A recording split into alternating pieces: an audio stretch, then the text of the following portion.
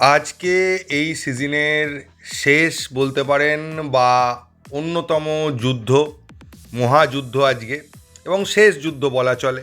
এবং মোহনবাগানের সামনে অনেকগুলো রেকর্ডের হাতছানি রয়েছে, সেগুলো নিয়ে এই ভিডিওতে আলোচনা করব। কালকে অ্যান্টোনিও লোপেজ হাবাস সাংবাদিক বৈঠকে কি বললেন সেটা নিয়ে আলোচনা করব। যদি প্রথমে চলে আসি রেকর্ডের ব্যাপারে, তাহলে বলবো যে ব্যাক টু ব্যাক আইএসএল কিন্তু এখনো পর্যন্ত কেউ জেতেনি। তো সেই দিক দিয়ে বিচার করলে আজকে যদি মোহনবাগান জিততে পারে তাহলে একটা রেকর্ড হতে চলেছে আইএসএলের ইতিহাসে। 2 নম্বর, যবে থেকে আইএসএলই দেশের শ্রেষ্ঠ টুর্নামেন্ট হয়েছে তখন থেকে আজ পর্যন্ত, বা মোহনবাগান যবে থেকে খেলছেও বলতে পারেন, সেই থেকে আজ পর্যন্ত কিন্তু মুম্বাই একটা আইএসএল কাপ জিতেছে, দুটো আইএসএল লিগ শিল্ড জিতেছে। আর মোহনবাগান একটা আইএসএল লিগ শিল্ড জিতেছে এবং একটা আইএসএল কাপ জিতেছে। আজকে যদি মোহনবাগান আইএসএল কাপটা জেতে তাহলে সেটাও একটা রেকর্ড হবে, কারণ এখনো পর্যন্ত দুটো আইএসএল কাপ কিন্তু কেউ জেতেনি যবে থেকে মোহনবাগান খেলছে। অবশ্যই আগে এটিকে জিতেছিল, চেন্নাই জিতেছিল, কিন্তু যবে থেকে মোহনবাগান খেলছে তবে থেকে কিন্তু এখনো পর্যন্ত কেউ দুটো আইএসএল কাপ জেতেনি, বা বলতে পারেন যবে থেকে ফার্স্ট টায়ার লিগ হয়েছে তখন থেকে এখনো পর্যন্ত জেতেনি। আবার পরপর দুবার তো কেউই জেতেনি আইএসএলের ইতিহাসে। তবে এটাও ঘটনা, ব্যাপারটা খুব একটা সহজ হবে না। মুম্বাইয়ের মতো টিমের বিরুদ্ধে আজকে আমাদেরকে খেলতে হবে, এবং মুম্বাই টিম আগেরবার লিগ শিল্ডের লাস্ট ম্যাচটা আমাদের কাছে হেরেছিল, ওরাও একটা বদলা নেওয়ার চেষ্টা করবে, ফলে ওরাও 100% ঝাঁপাবে। এবং এটাও তো বাস্তব যে এত বড় রেকর্ড বা একটা বিশাল বড় লেভেলের অ্যাচিভমেন্টের দিকে আমরা এগিয়ে যাচ্ছি, আর সেটা খুব সহজে হয়ে যাবে, আমাদের সামনে কোনো বাধা আসবে না, আমরা হেসে খেলে অ্যাচিভমেন্টে পৌঁছে যাব, এটাও তো হবে না। তো ন্যাচারালি বাধা প্রচণ্ডই আসবে, যত শক্ত বা যত ভালো বা যত বড় লেভেলের অ্যাচিভমেন্ট, বাধাও তত বড় লেভেলের এবং তত টাফ অপোনেন্ট সামনে থাকবে। তো কোনো কিছুই ফ্রিতে পাওয়া যায় না, আজকে লড়াই করে সেই সম্মানটাকে ফিরিয়ে আনতে হবে, মানে যেটা আমাদেরই ছিল সেটা যাতে অন্য লোকের হাতে না চলে যায়। মানে আমরা তো আইএসএল কাপ উইনার ছিলাম আগের বার, তো এবছর সেটাকে আমরা ডিফেন্ড করছি, সেটা যেন আমাদের কাছেই থাকে সেটা আমাদের দেখতে হবে, এবং তার জন্য 100% দিয়ে লড়াই করতে হবে, এবং এই 100% দেওয়াটাই কিন্তু সাফল্যের আসল চাবিকাঠি। এই 100% যতটা টিমের প্লেয়াররা দিতে পারবে, তাদের যতটা পার্সেন্টেজ তারা মাঠে দিতে পারবে, তত ভালো রেজাল্ট হওয়ার সম্ভাবনা, বা আমাদের ফলে রেজাল্ট হওয়ার সম্ভাবনা ততটাই বেড়ে যাবে।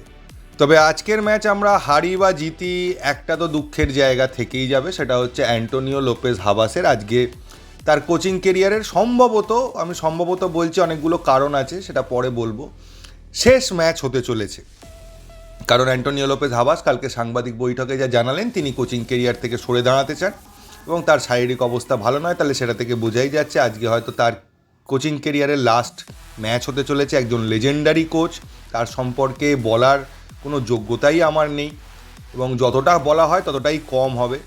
তো সেই লেভেলের একজন কোচ, যিনি আমাদের টিমকে খাদের ধার থেকে লিগ শিল্ড জিতিয়েছেন এবং আজকে আইএসএলের ফাইনালে পৌঁছে দিয়েছেন, এবং আইএসএল ফাইনাল আজকে আমরা খেলবো। তো আমার মনে হয় প্লেয়ারদের উচিত অ্যান্টোনিও লোপেজ হাবাসের কথা ভেবেও অন্তত এই কাপটা জেতা, যাতে অ্যান্টোনিও লোপেজ হাবাস আইএসএলের ইতিহাসে সর্বকালের সেরা কোচ হয়ে যান। এবং জানি এরপরে আপনাদের অনেকগুলো প্রশ্ন আসবে, তার মধ্যে অন্যতম প্রশ্ন হচ্ছে অ্যান্টোনিও লোপেজ হাবাস ছেড়ে দিলে মোহনবাগানের কোচ কে হবে। দেখুন, কোচ কে হবে এখনও কনফার্ম জানা যায়নি, তবে আমি আপনাদেরকে একটা কথাই বলতে পারি, যদি সার্জিও লোবেরাও মোহনবাগানের কোচ হয় তাহলেও অবাক হওয়ার কিছু নেই, এর বেশি আমি কিছু বলবো না। আজকের ম্যাচে মোট 3জন প্লেয়ার খেলছে না, সবাইকে আমি ক্লিয়ার করে বলে দিতে চাই, 3জন প্লেয়ার নেই। একজন মোহনবাগানের, আপনারা সবাই জানেন আর্মান্দো সাদিকু।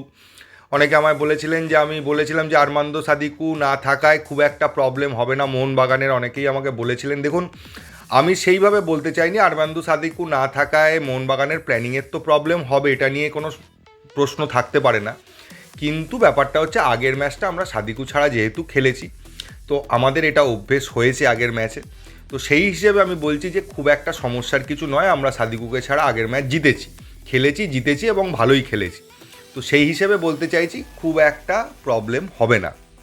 কিন্তু মুম্বাইয়ের 2জন প্লেয়ার থাকছে না, একজন আকাশ মিশ্রা, তার সামান্য চোট আছে, তাকে নিয়েই আসা হয়নি, এবং ভ্যান নিফ, এবং সে কাঠ সমস্যায় খেলতে পারবে না বলে তাকেও আনা হয়নি। অনেকে জানি না কোথা থেকে বলছিলেন পেরিরাডিয়াস খেলবে না, কিন্তু আমি সত্যিই বলছি পেরেরা ডিয়াজ খেলবে কি খেলবে না সে সম্পর্কে আমার কিছু জানা নেই, কিন্তু পেরেরা ডিয়াজ না খেলার কী কারণ সেটা আমি বুঝতে পারলাম না। অনেকে যারা বলছেন আমাকে যে পেরেরা ডিয়াজ খেলবে না, কিন্তু কেন খেলবে না সেটা আমি তো জানি না, কোনো কারণ পেলাম না না খেলার।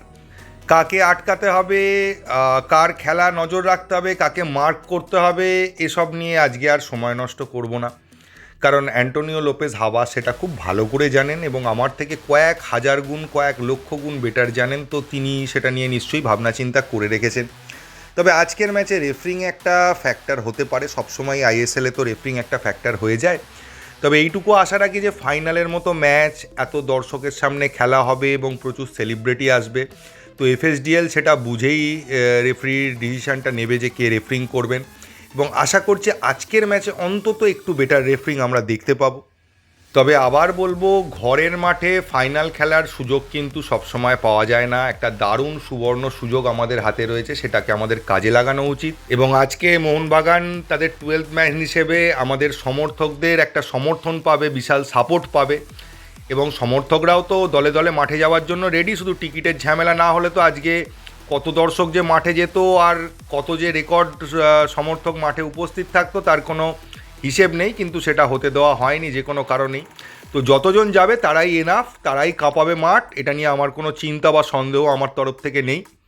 আর প্লেয়ারদের উদ্দেশ্যে একটা কথাই বলা, আর একটা তো ম্যাচ, একটা ম্যাচ খেলার পর লম্বা ছুটি, আপনাদেরও ছুটি আমাদেরও ছুটি, আমাদেরও টেনশান অনেকটা কেটে যাবে, আপনাদেরও চাপ কেটে যাবে, আপনাদেরও যে রেগুলার হাড় ভাঙা ট্রেনিং করেন আপনারা, বা সারা বছর ধরে যে একটা অক্লান্ত পরিশ্রম করে আমাদের এই জয়গুলো উপহার দেয়, তার থেকে তারা একটা লম্বা ছুটি পাবে, কিছুটা রিল্যাক্সেশন পাবে।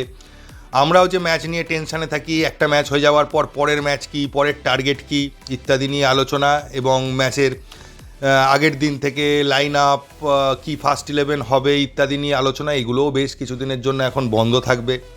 তো একজন ফুটবল সমর্থক হিসেবে তো খারাপ লাগছে যে আইএসএল শেষ হয়ে যাবে, মাঝখানে 1-2 মাস আর কোনো আমাদের ফুটবল খেলা নেই, মোহনবাগানের খেলা দেখতে পাবো না, আবার ডুরান্ড কাপ দিয়ে শুরু হবে, সেই জন্য তো অল্প হলেও মনটা একটু খারাপ থাকবেই।